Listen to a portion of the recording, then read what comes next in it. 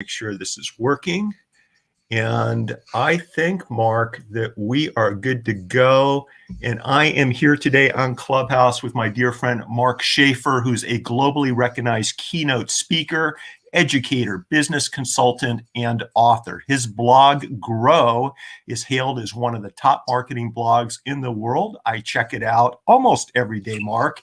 And everyone joining us here on Clubhouse, over on all the socials, Twitter, LinkedIn, YouTube, different Facebook groups and pages, can connect with Mark at businessgrow.com. Today, Mark, we are talking about your new book, Cumulative Advantage. I've already told you it resonated with me for more than one reason, and that's why we have you here today on Clubhouse. We're going to be engaging in live Q&A. We're going to dive deep into some of the concepts that you've shared in your new book, Mark, and I'm excited to have you here on the Clubhouse platform. I know before we went live, I asked you this question, how's your day going? But you've been a busy camper. It sounds like you've just had, did you mention like over 100 different interviews and appearances? Yeah, I've done about 120 interviews in the last 10 weeks. And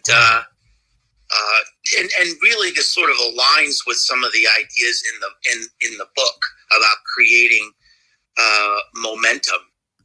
And so I've been reflecting on that, and certainly open to talk to anybody today, either on the live stream or here on Clubhouse, with any questions or comments you have about how do we create momentum for ourselves and our businesses today.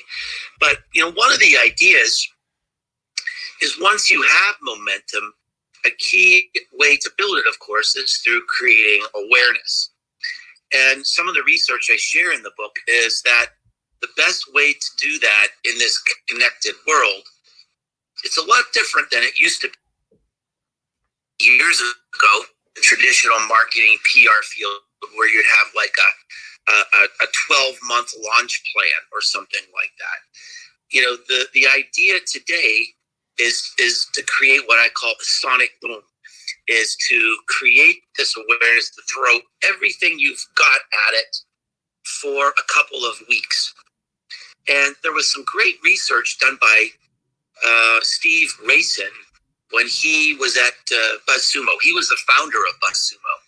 And they did some incredible research projects there. And one of them was about how content actually goes viral. And it's not like you think. It's not where one friend tells another friend and then another friend tells another friend. Usually that stops at about level 2. It doesn't really keep on going.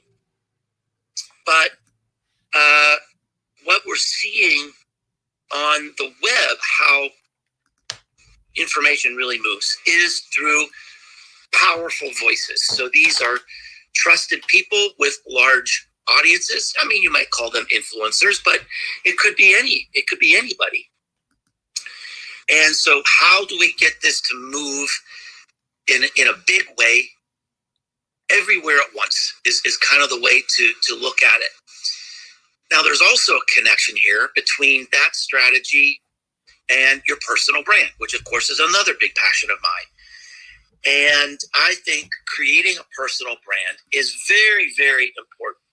If it's the right time for you in your life, in your career, in your business, I think there's no better time to be working on this.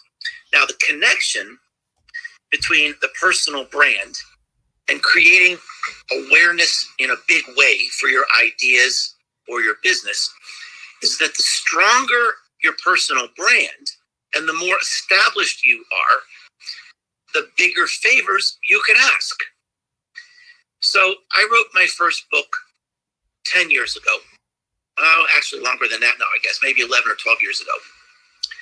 And I didn't really have a very strong personal brand. I was just sort of starting out in the social media world as everybody was back then. And luckily, I had a big publisher behind me, and they had this big PR team. And so that really helped give me a push.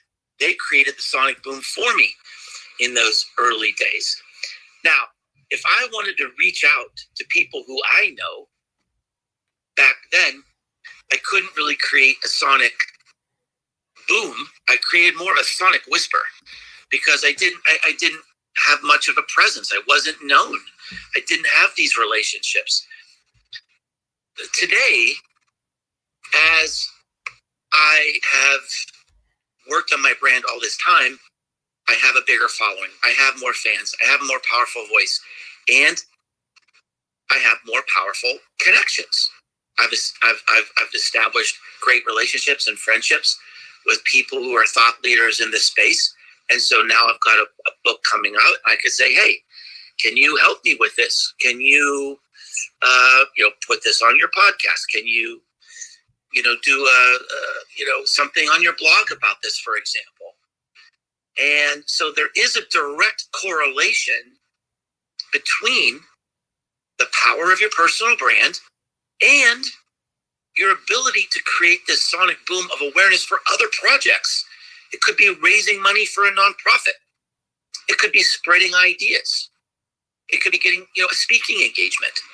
So I think that's a really important point, and it connects the dots a little bit between my new book, Cumulative Advantage, and Known, the book I wrote, which is all about creating a personal brand. Two favorites of mine, Mark, and that's why I wanted to have you on Clubhouse here today. And for those of you joining us, I'm speaking with Mark Schaefer, who's a personal friend, someone who I look up to, a gifted marketer, but also a globally recognized keynote speaker, educator, business consultant.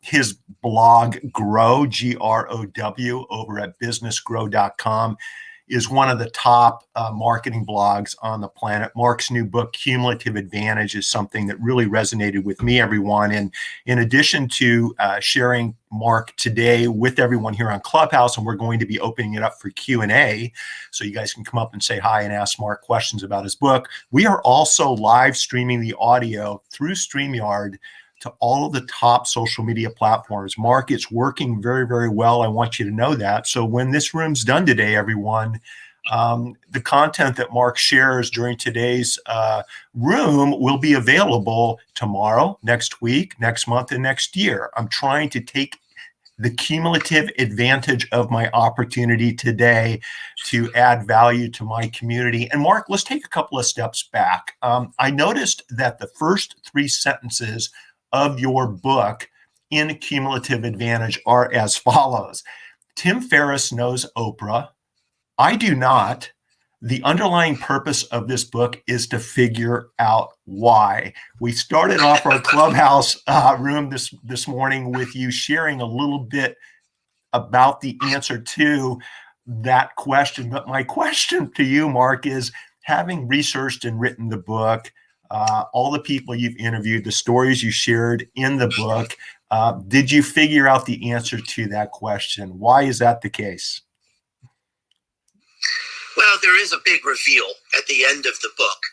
And if you don't know who Tim Ferriss is, he's sort of a media superstar and sensation.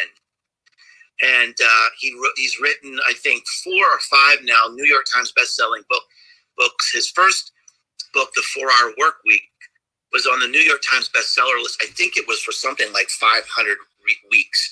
Sold 4 million copies, just absolutely ridiculous numbers. He's then created a sensational podcast where he's interviewing people like Hugh Jackman and LeBron James and Brene Brown, and he's become a very famous angel investor. And so everything this guy touches turns to gold. So what I was trying to discover in this book is, look, the biggest problem we have as business people, entrepreneurs, content creators, is how do we stand out today? How can we be heard? How can we be discovered? How can we be found? And it's getting increasingly difficult because of this high level of noise and competition in the world. I saw recently that the amount of information being shared on LinkedIn, just LinkedIn, in the last 12 months since the pandemic started, has doubled. So if you're trying to stand out on LinkedIn, it's become twice as difficult in the last 12 months. And this really preoccupies me. I get obsessed with this. When you have a big problem like this, what do? Because you might be doing your best work. You might be doing great work, and you're still buried because the odds are stacked against us. So I started exploring this idea of momentum. If you're stuck at some place in your life or your career or your business, how do you ignite? How do you get to that next level? Is there a pattern? Is there a process to momentum? This led me to research that started in the 1960s. And I discovered that, yes, there are patterns to momentum, but people generally aren't aware of these ideas. And certainly, a lot of these ideas have just stayed in academia. They haven't really been applied to our lives. So, as this was becoming clear to me, I started looking around for case studies. Who would be the people who are out there who have had very successful careers, who really started from nothing? So I looked around, people that I knew, people that I learned about. I found exciting, inspirational people like Melody Hobson. Melody is the CEO of Starbucks. She started out in abject poverty. The way she described her early life, she said government cheese in the whole thing. They made their meals on a hot plate. She just really had no apparent initial advantage in her life to predict where she would be, where she is today. So I started looking at these examples to see, what did they do? Do they follow this pattern? And one of the examples that was sort of fun was Tim Ferriss, because he's been such an amazing success. So I thought, well, I need to learn about this guy. How did he get started? And as I did the research, it was really disappointing, because there was nothing really there that would have predicted he would be this superstar. And I'm not saying anything that Tim hasn't said himself. He's very transparent, but Tim said he was sickly, he was bullied, he had health problems, he had mental problems, psychological problems. He's been very, very open. In a TED Talk, he talked about his attempts to commit suicide. He had business failures, and everything in his life basically was wrong. And he dropped out, and he went to Europe and traveled around. And while he was there, he had this idea for a book. When he got back to America, he pitched the book. It was rejected by 26 different publishers. So now, if you look at his life up until that moment, there's no way you could predict 10 years from that moment he'd be hanging out with Oprah. There's just no way. So something magnificent happened to this man. Something crazy happened in those 10 years to build that kind of momentum. And what I discovered is that it followed these patterns discovered in this sociological research. It followed these patterns exactly. I couldn't have written a better script. So I thought, let's try something different. Let's have this, I'll make up this little contest between me and Tim Ferriss to look at his career and my career and try to figure out, why did he reach this superstar level where he's hobnobbing with all these celebrities and I can't even get a return call from my plumber? What happened? I love it. And really, spoiler alert, I go through each step in the process of momentum. And there's an important idea that I think is very relevant for all of us in this day. There's this Japanese concept called ikigai. It's spelled I-K-I, Ikigai, I-K-I-G-A-I. it's this idea of balance and harmony, that you need to be doing work that fits with your aspirations and your goals and your temperament. But it also has to fit what I call in the book a seam. It has to be something that's useful, that people are willing to pay you for. And if you find that balance, everything works out. Now, what happened, I mentioned it in the book, I had the opportunity to go for it. I had the opportunity to create some new concept, some new business that I owned. I was the first one there, and I chose not to. I stepped off. I stopped the momentum. And the reason is because I would have hated it. It just wasn't what I wanted to do with my life. Now, Tim kept going. He turned his original idea into a franchise. But something interesting has happened. In the last year, Tim, who's basically sort of this machine, this media machine, he's also stepped out.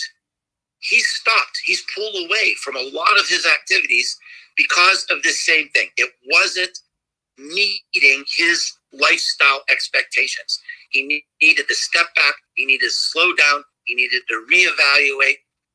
So even though ultimately that's what made the difference between Tim and I in terms of momentum, I made a choice to step away from my momentum. It was going in the wrong direction for me. Tim ultimately made that decision too. So kind of an interesting postscript to the book. I also want to acknowledge, Mitch, some of the people who have joined us on Clubhouse. I'm especially delighted to see Jennifer Birmingham here. She's been my longtime Words with Friends nemesis. But anybody who wants to make a comment or ask a question, I'd love to hear from you. I don't want to just hear myself talk the whole time. Absolutely. Let's encourage everyone who is listening to this on all the different social media platforms and here on Clubhouse. If you would like to join us up on stage, say hello to Mark, ask a question, just raise your hand. We will sprinkle you in throughout our conversation today here on Clubhouse, and it would be our pleasure to entertain your questions and to also invite you onto the stage. But Mark, let's take a step back. You wrote the book. I've read the book once. I listened to it a second time while running on Audible. And in the book, you talk about the psychological principle of cumulative advantage. I think maybe we need to talk a little bit about that so everyone understands really what we're talking about. Well, yeah, there's this research that started in 1968. There was a sociologist named Robert Merton. He wrote a very famous paper called The Matthew Effect. And it sort of proved out his observation that the rich get richer and the poor get poorer. He had a very interesting life. He was a poor immigrant and landed in the slums of South Philadelphia. And his family was so poor, he often had to work when he was a little boy and couldn't go to school. But every night he would walk to the Carnegie Library and read books.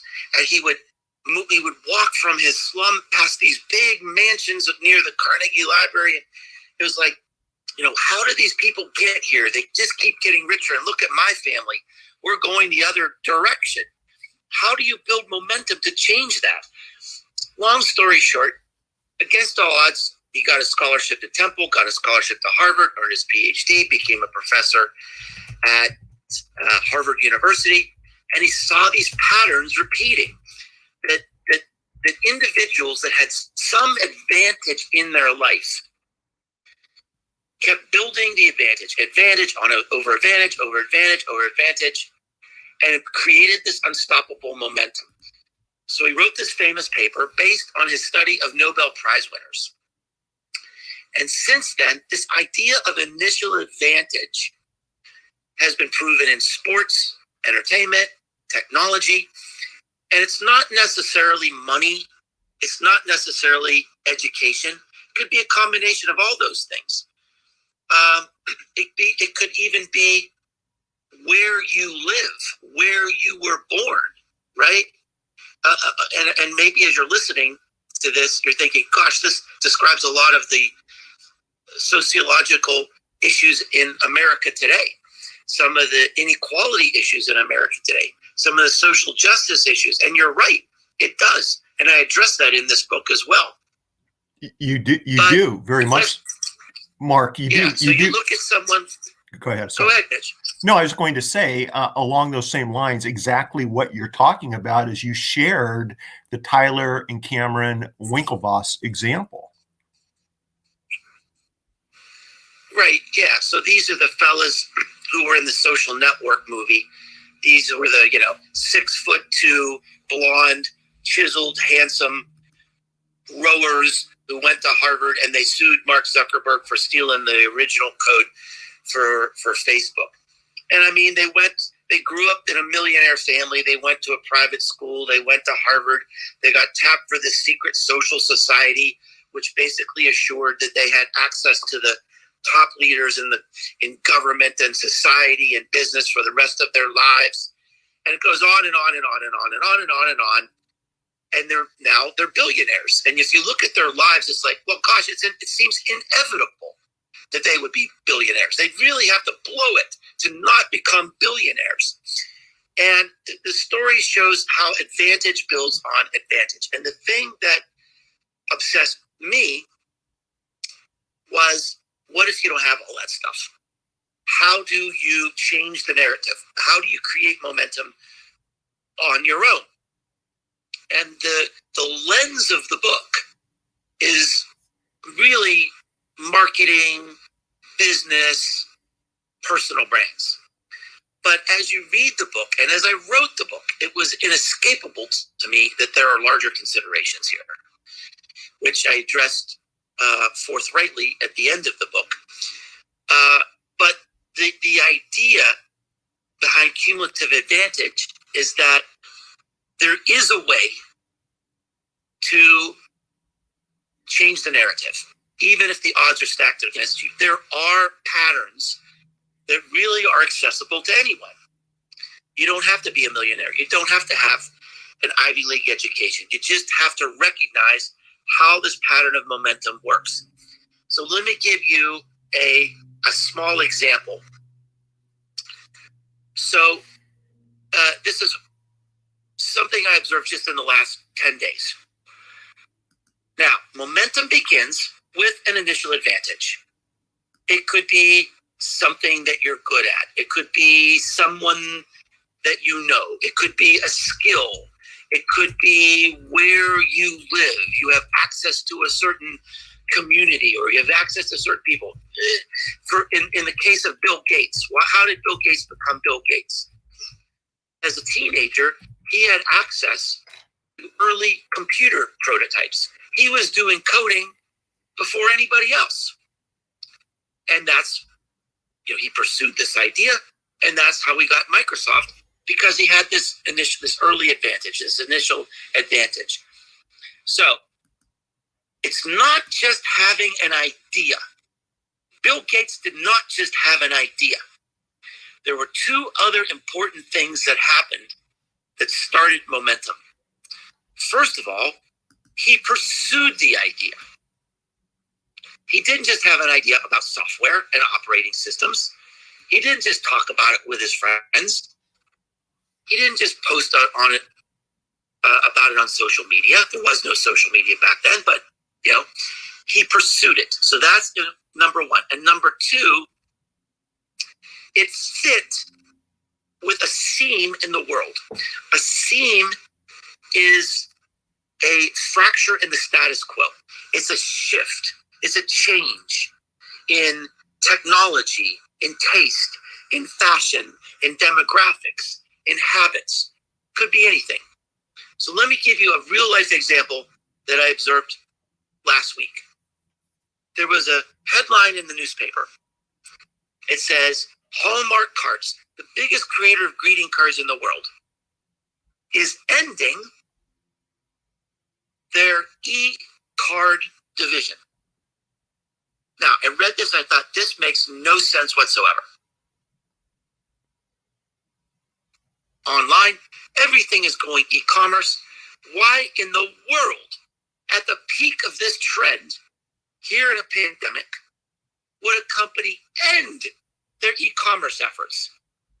Now, this represented a shift. There's something going on here I need to know. So I dug down in the article. What's going on? What's going on? What's going on? There are two interesting shifts. Number one, there are two biggest demographics. Who buys greeting cards? Number one, elderly people. They don't like sending cards over the computer. Number two, and this surprised me, Gen Z. Gen Z loves sending out greeting cards. But they don't want to send e-cards. They want to send handcrafted, artisanal cards that were really created by a person that means something. Now, if I was an artist who loved creating things like greeting cards, I'm thinking, this is an opportunity. I have an idea. I want to create handcrafted greeting cards for Gen Z. I'm going to pursue that idea. I'm going to start a TikTok channel showing young people how I'm creating these cards with an opportunity for them to connect with me. Now, that's a simple example just from the headlines last week, that you connect some advantage, like I'm good at art, I can create cards, with a theme, with an opportunity. And the thing that's, I think, empowering about this is that once you understand the pattern, anybody can do this. You just have to understand the pattern and watch for these opportunities. Almost every successful person and every successful business starts with a random event. You know, in this case, maybe the random event is reading that article and learning that there's this trend toward artisanal greeting cards. That could start a whole new business for somebody. So it's not a matter necessarily of education or experience or wealth.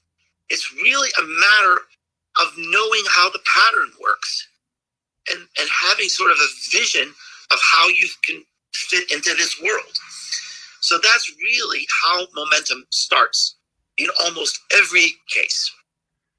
What I like about the book, Mark, is you expand upon that and break it down to, we talked about the initial advantage, recognizing that initial advantage. Next, finding the seam and then executing, taking action on that seam.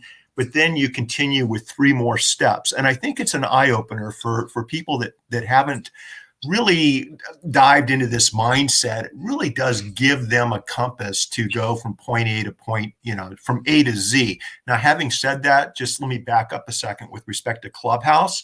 Steve, I private messaged you on Twitter. Mark, I don't think the hand raising option is working in Clubhouse, believe it or not. I've checked a couple of different accounts. So I'd love to ask someone to please see whether or not you can even raise your hands in today's room. I don't have it. Weird. I don't have it deactivated or anything like that. I don't either. It says raise hands open to everyone. You know what? And so, do me a favor, Mark, just because we know each other, and I think you'll be okay with this. For example, tap on Steve and see if you can invite him up. Did. Was there an option? option? I'm going to invite a few people. Yeah. I'm Well, hopefully we'll get it. Well, here's the interesting thing is I don't even have the invite option activated when I tap on people, but that's okay because we are broadcasting live across the socials. This is being recorded. We're sharing major value. And you know what's interesting, Mark, is you talk about Sandra actually raised her hand, and I think her mic is on. So Sandra, Hi, Sandra. It's good to see you, Sandra. I'm so happy we're able. Maybe.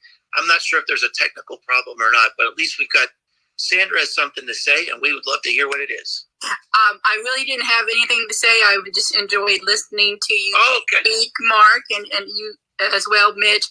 But you were talking about the hand raising not working, so I thought I would just be a tester for you. All right, great. Very much appreciate, Sandra, very much appreciate that. And, since you were kind enough to jump up on stage, please stick around if you'd like to.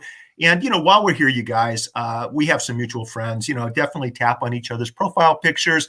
Let's follow each other on Clubhouse, drop down to the bottom, stay connected over on Instagram and Twitter. And if you like today's conversation, it is recorded over on the socials. If you just connect with me over on any of my platforms, you'll find the audio version of this interview with Mark. And he always shares so much value. Mark, I think for me, the initial advantage, the scene for me was live video.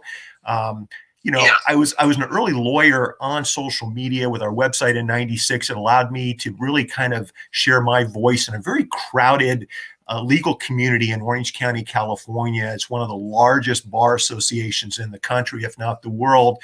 And it was hard to really get noticed and become known, as your book mentions.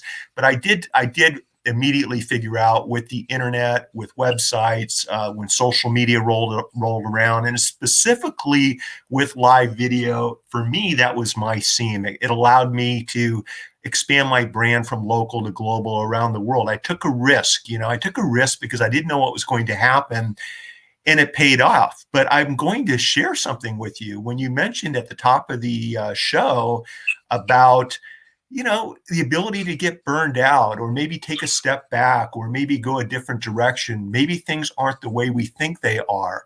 I'm looking forward to getting back into the courtroom, Mark, because social media is great. I love the new relationships, but I think there's more to it than what most people think, especially when you start building out your brand.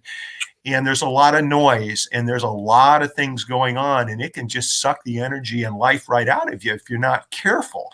But having said that, the good substantially outweighs the bad. And it's been wonderful meeting people like you, using these platforms, having used these platforms to just, enjoy life. And so having said that, we've talked a little bit about the initial advantage. We've talked about the seam, much like a running back. I wanted to build on that a little bit. Please do. Because something important came into my mind as you were talking about what is your initial advantage and how did you sort of pursue and test your seam. And you talked about, well, you're a lawyer, you're in a very crowded market, it's very competitive, and you started live streaming, and that burst things open for you.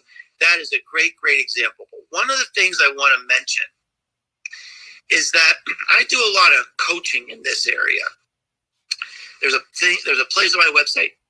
People can sign up for an hour of my time, and we can walk through personal branding, business coaching, business marketing, whatever's on their mind. And one of the things I see is that too many people associate differentiation and their personal brand with a platform. And it doesn't necessarily have to be that way. Now, it worked for you, and that's great because you have a passion around it and you're good at it.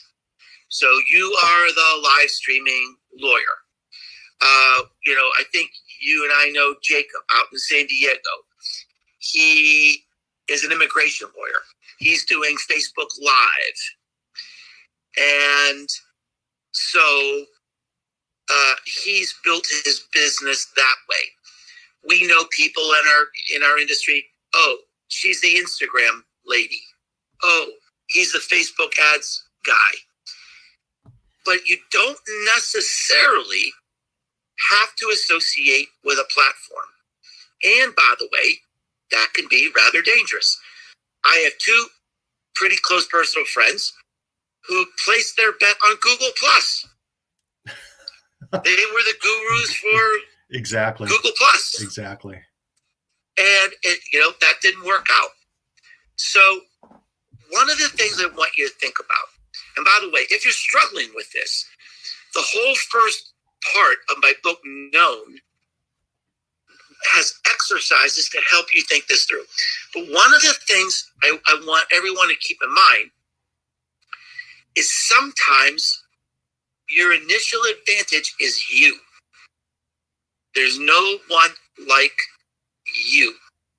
And that's the way I approach my personal brand. I am not the Facebook guy. I am not the blogging guy. I am not the podcast guy.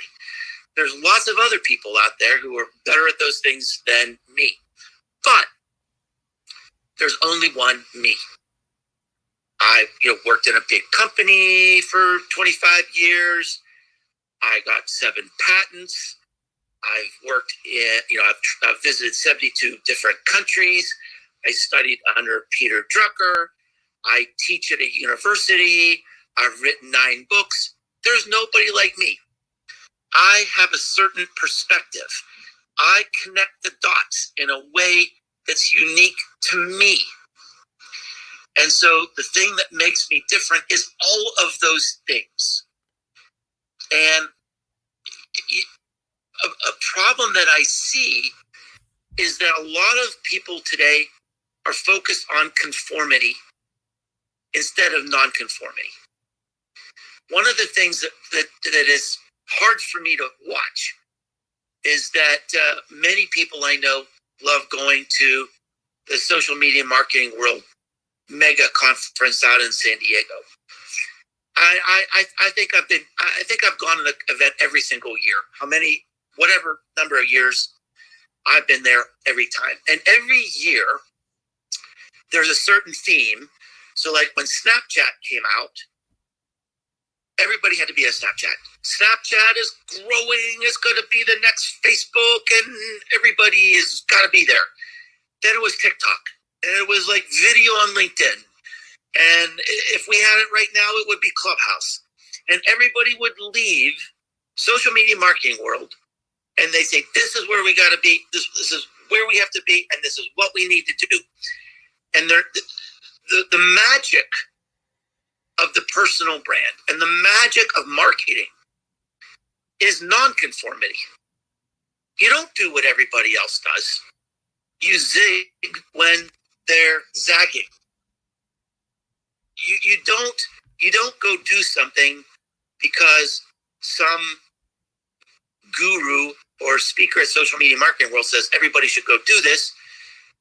You do it because this is right for you. This is how you fit in this ecosystem. And oh, by the way, whatever you do in this world, it's got to be great. And it's hard to be great in 5 places. So you really only have 1 or 2 choices. You got to pick. Think about what makes me come alive. Where do I need to be? What do I love? Where do I want to be 2 years from now? How do I get there? Backward engineer it. But I guarantee you, this is not the route for success. Here is not the route for success. Do what everybody else is doing. And here is the route for success. Really digging deep and thinking about what is it about me that people love? What is it about me that serves the world or solves a problem in a unique way? And I've never been able to not figure that out for either a person or a company. Might take a little work, might take asking some hard questions, but you can get there because everyone is unique. To stand out today, you've got to be original. To be original, you've got to have the courage to show yourself. I love that, Mark. I love that. That's so valuable. And do me a favor, tap on my profile picture and make me a moderator, please. That was the issue. Okay. There we go. That was the issue. Right. That was the. No, that's okay. That's okay. Since you started the room, since it was your room, I assumed you were a moderator. Yeah, me too. So, it's always fun to kind of live and learn something new each day. But what will happen now is it will notify my club and my community that we're in here and this is happening. Mark, look, it's Carmine Gallo, who wrote the book Talk Like TED, contributed, as you did, was kind enough to contribute a chapter into my book. And what Carmine did is he interviewed 200 top TED speakers. What made them unique? What made them different? And, what he shared in his book and in a chapter in my book is what you just said. If we can figure out how we can be unique, how we can create memorable content, how we can be appropriately entertaining when we're creating blog posts or audios or videos. These are all things that seem to work fairly well, I think, in the real world and also on social media. And we all bring that element to the table, but sometimes we don't recognize that initial advantage. We don't take advantage of the seam when it opens up. That sonic boom, when it hits, we don't execute on it. And in your book, Cumulative Advantage, you break down, and I'm just going to share the 5 steps: initial advantage, the seam, sonic boom, reaching up, and consistency. Constancy, right? Not consistency, but constancy. And how we can take what you just shared with all of us and put it into motion, tapping into that momentum, and then moving forward. So I'm glad that you kind of expanded a little bit beyond just the book with those additional thoughts, because it kind of breaks my heart sometimes, Mark, when I come across some really amazing, in my world, professionals, whether they're doctors, lawyers, CPAs, that just need to, if they just share their humanness, their interests, their passion, their hobbies in a way that I watch them do this when we're having a drink, watching a football game. They would immediately build their brands, bring in new business, help more people, humanize their industry, but they don't know how to get started, Mark. And that's the challenge. Well, yeah, and just to sort of build on that idea, you said it's heartbreaking for you to see some of these people. And what I've found in my experience, and I've done hundreds of these coaching sessions, when people are struggling to figure out where they fit, what I find is that they tell me, they just don't hear it. Is they talk about their life and they talk about their purpose and what makes them come alive. It seems so obvious that they really know where they fit, but they're just not hearing it. And all it takes is someone to replay it back to them and say, well, so what you're really saying is that you do this, and this is why people love you, and this is why you're unique in this world. And they said, the typical reaction is like, never really thought about it that way. But all they need is someone to kind of help clarify it for them, because if you just listen to the change in their voice when they're talking about something exciting that happened to them, it's like, aha, that's it right there. Did you hear how excited they are right then? They're talking about what makes them different, and they don't even know it. Exactly. So it's there. It's there in all of us. And when you find that, it's liberating, because now as you build your personal brand and you try to build momentum, you know what to say. You know where you fit. You know who's going to care. You know where those people are. So it's really a key idea behind a lot of success. It's interesting because I think maybe the consumer's perspective, for example, of what we're doing. I'm not on social to bring in new business. After 35 years, we're as busy as we want to be, and I want to be, frankly. It's really to empower young new lawyers, or people, young people thinking about becoming lawyers, to become lawyers. I want them to know that it's a great occupation, a great profession. I think it's one of the most important things in our society is the right to jury trial. And I want to just let them know that I'm just like them, and if I can do it, they can do it. And that really is my purpose, my why behind much of what I do. Not all, but much. Having said that, Mark, it's been a crazy world this last year or so, upside down with COVID-19, health, business, whatever issue has affected, one or all of us.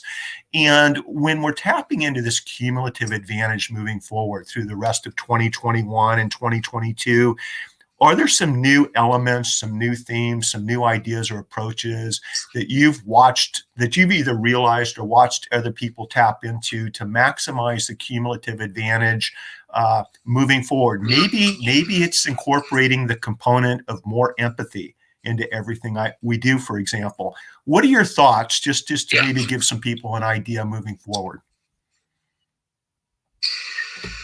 Well, so if you're just joining us or didn't listen to the early moments of our discussion, I talked about this idea of a scene and how applying your passion, your talents, your skills to some opportunity, some change, some trend, a fracture in the status quo. Now, you're asking about today and the pandemic. The pandemic is the biggest fracture in the status quo, perhaps in the history of the human race. Everything is changing. How we connect, how we work, how we learn, how we date, how we work out. I recently talked to a brand manager at Adidas. He said the pandemic has redefined sport.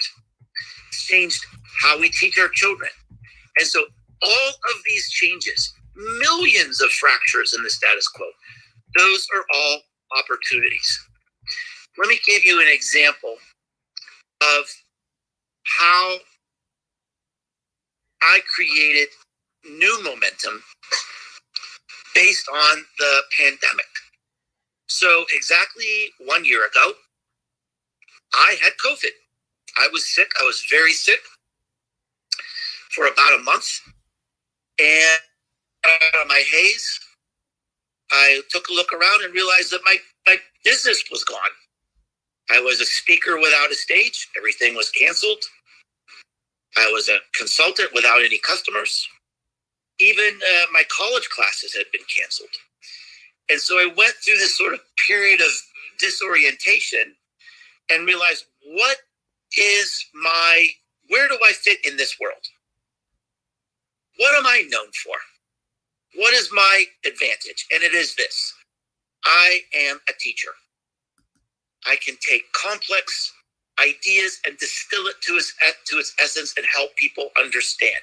I am a teacher. And what I realized is even when the business crashed and the pandemic is surging all around us, I'm still a teacher, but I need to teach something else now. So I stopped all of my marketing content, just put all of my blog content, all of my podcasts, everything on hold. And I started creating content to help people get through the pandemic with their anxiety, with their disorientation, with their fear, with their fear of not knowing when this is going to end. It seemed like endless uncertainty. And so that's the content I created. During this period, when everything else was crashing and everything was going to zero, the traffic on my blog doubled because I was connecting my advantage to a new opportunity, to a seam. It's a new need, a new unmet need in my world. People just love this content. I took all the content, made it into an ebook, gave it away for free. Didn't even ask for an email address. I said, this can help you. And here's what I put on the last page of the book, of this little ebook. It's called Fight to the Other Side. If you love this book, you're going to love this little talk I put together for you and your company for your next Zoom meeting. If you need someone to come in and energize people and inspire them for 15 minutes or 30 minutes, give me a call. It's a very low price. And by July, I was having a record month. March, April, May, zero. By July, August, September, I was having record months because I applied my advantage to a seam and created new momentum. Now, there's another important idea here. This is not a 2-year plan.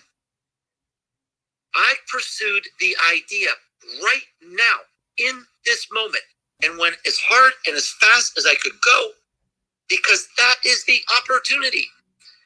These seams, they may open and then they may close. So you apply and you go as fast as you can to create as much opportunity as you can. So I know Radlin has come to the stage. I'm not sure if I pronounced your name correctly, but please help me with that. That's perfect. Yes, I'd love to hear what you have to say today. I want to say thanks for this room, Mark and Mitch. It's, just so much wonderful insight. And I have a question, and I'll pose it to both of you because you guys are both experts. With regard to personal brand, I'm an immigration attorney, and my husband and I have had this law firm for 20 years, and we've got associates. Everything's going great. And so now, we've kind of stepped out. I was like, okay, Radlin, I'm going to be the face of the law firm. We're going to tell my family story. How do you shift that from, just making sure that the people know that, okay, I'm not going to be handling every single case. In fact, I don't want to handle any of the cases, right? Like, I'm a little, I guess I'm a little bit spoiled because we have associates and I want them to handle. That's what their job is. And I want to try to do as little as that as possible. How do we just kind of make that happen without too much friction with that shift over to handing over a client? What are your recommendations for that? That's a really interesting question. So let's step away from personal brand and let's just talk about branding for a moment and what you're trying to do, which I think is an excellent strategy, by the way. So great branding or a great brand is when you create an emotional connection between what you do with an audience or with a consumer group. So a few years ago, I gave a speech in Poland, and there were, 2,000 or 3,000 people in this audience. And I said, whenever you think of Coca-Cola, what do you think of? And it was amazing. Basically, people were shouting out, polar bear. Even in Poland, when you think of Coca-Cola, you think of a polar bear. A Coca-Cola is not a polar bear. It's brown sugar water that's probably not that healthy for you.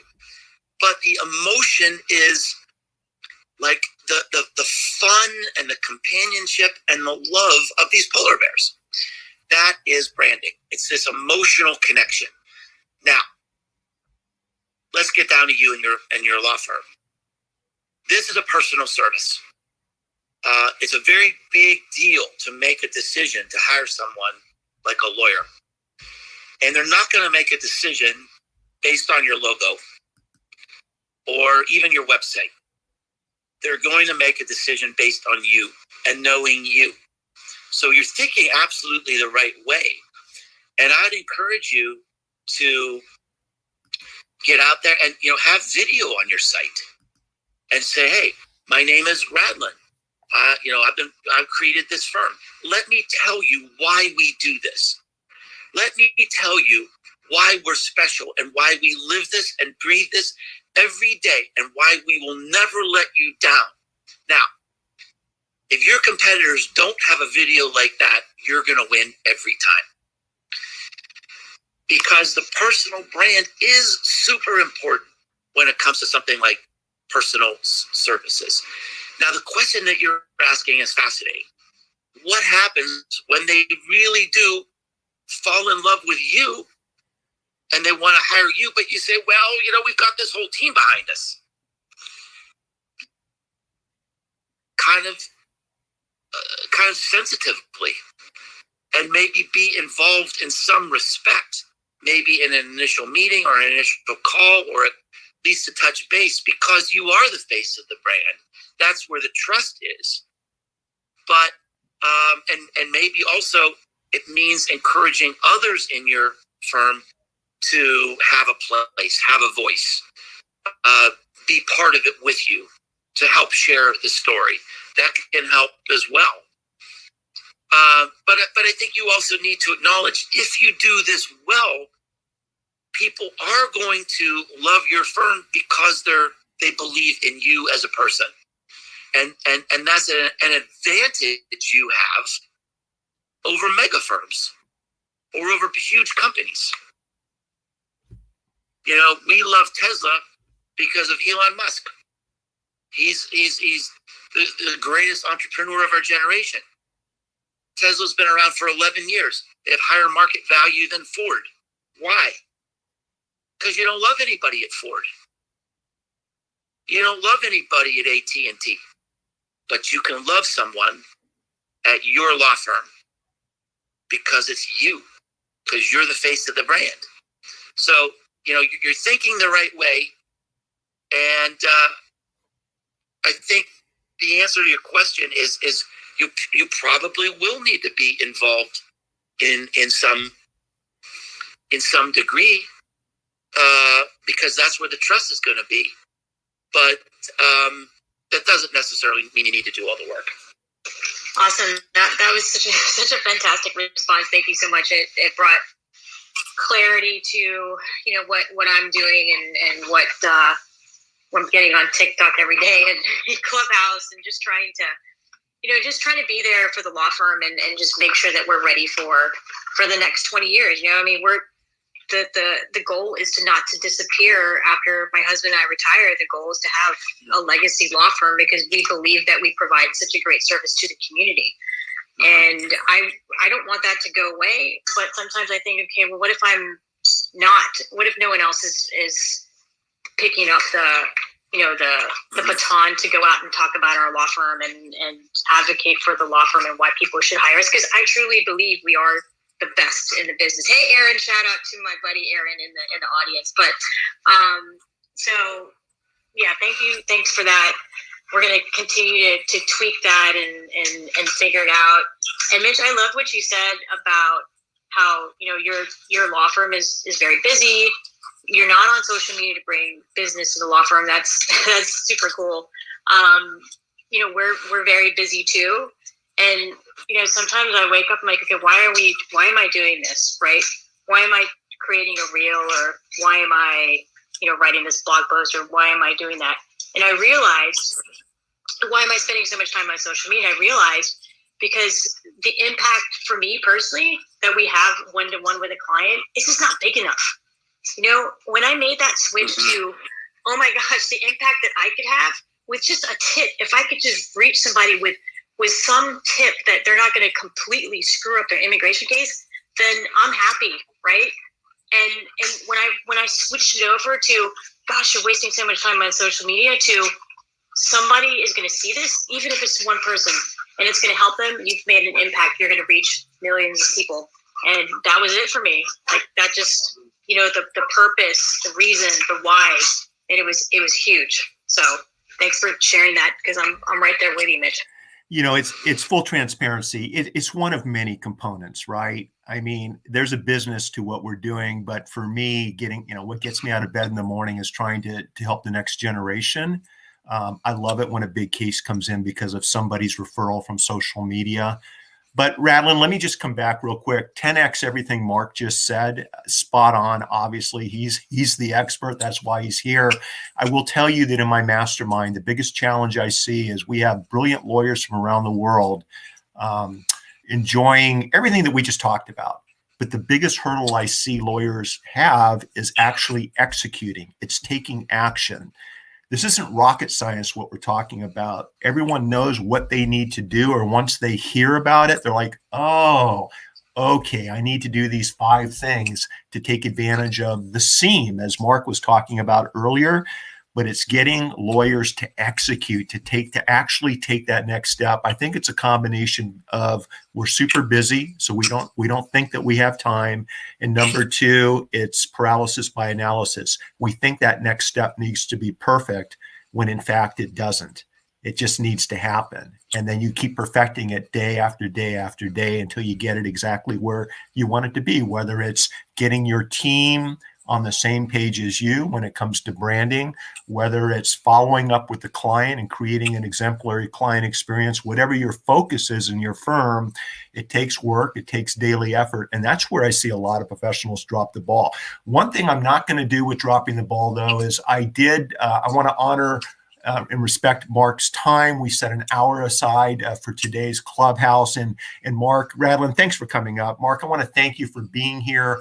You guys, we did broadcast this to Facebook, Twitter, LinkedIn, YouTube, my blog, streaming.lawyer. If you came in late, if you have friends that would like to digest this content, just send them over to any of those spots and they can listen to the full show. Mark, I'm going to turn this into a podcast and share it out next week. And I'd like to thank you once again, Mark Schaefer, globally recognized keynote speaker, educator, business consultant, and author. His blog, Grow, is one of the top marketing blogs on the planet. You can connect with Mark at businessgrow.com. Mark, you did not mention. Actually, it's businesses, plural. Businesses grow. Businesses grow. Okay, businesses grow. Yeah. But you know what you didn't mention is when I think of Mark Schaefer, I think of author, I think of keynote speaker, I also think of artist, and I think of a man that really has gone out of his way to help some amazing human beings in your community. So it's interesting how I heard you describe yourself earlier, and I actually wanted to add those additional elements because that's what connects me with you when it comes to what you're doing with your community and people in your community, when it comes to some of your work that has nothing to do with marketing. That's what's connected me over the years, Mark. And so, we need to maybe expand our minds a little bit when we're building out our brands, when we're showing our human side. We're just going to connect with more and more people if we give ourselves permission to do that. Right. Yeah. I think that's an important point and a good way to wrap it up is I think the reason that my business was able to come back in the pandemic when things looked so bleak is that they did know me, that people knew me, and they knew what I stood for, and they knew, what I valued. And that's, if people know you in that way and they don't know your competitors, they're always going to choose you. And that means having the courage to add your narrative, your story to whatever you're bringing to your company and your brand. So, Mitch, thanks so much for hosting me. This has been a lot of fun. I always love connecting with you. And thanks for everyone listening today. Mark, it's my pleasure on behalf of everyone listening here on Clubhouse and on all the socials. Listen, buddy, continue to enjoy the journey. And I know you're going to be making each day your masterpiece. Thanks, Mark. Thanks, everyone, for being here. Really appreciate it. Take care.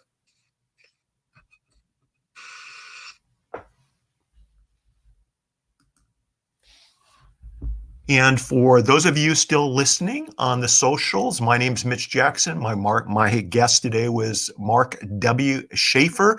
If you'd like to enjoy more content like this, join me over on Clubhouse. My club over on the audio-only platform is Marketing and Social Media for Lawyers. We talk about everything. We talk about marketing, branding, practice development. We also bring in global experts, just like Mark Schaefer, to share their thoughts, whether it's expressed in a new book, a new movie, a new concept that I think would apply to all the professionals in the marketing group. I'll let you in a little secret. It's just not lawyers. There's a lot of amazing people in the club.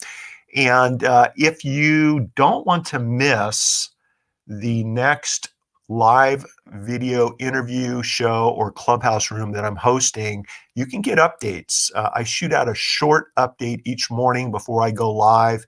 If you go over to streaming.lawyer/Mitch, M-I-T-C-H, my first name, you'll have the option of getting on one or both of an email or text update list.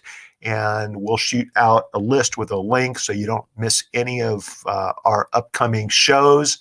And I think that's about it. I'm going to get back to work, take care of some clients, and we have some more shows coming this afternoon. I've got Michael Mogul, who's the CEO of Crisp Video, who's going to be sharing The Power of Video for Lawyers. And once again, we're going to be on Clubhouse and broadcasting to the socials.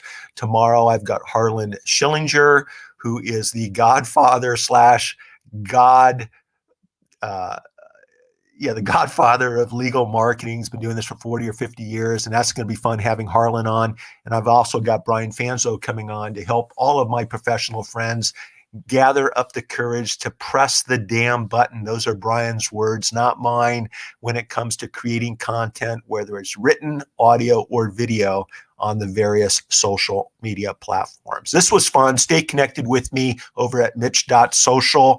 And between now and the next show, keep smiling, keep helping, and keep adding value to your community. Thanks, everyone. Take care. Bye-bye.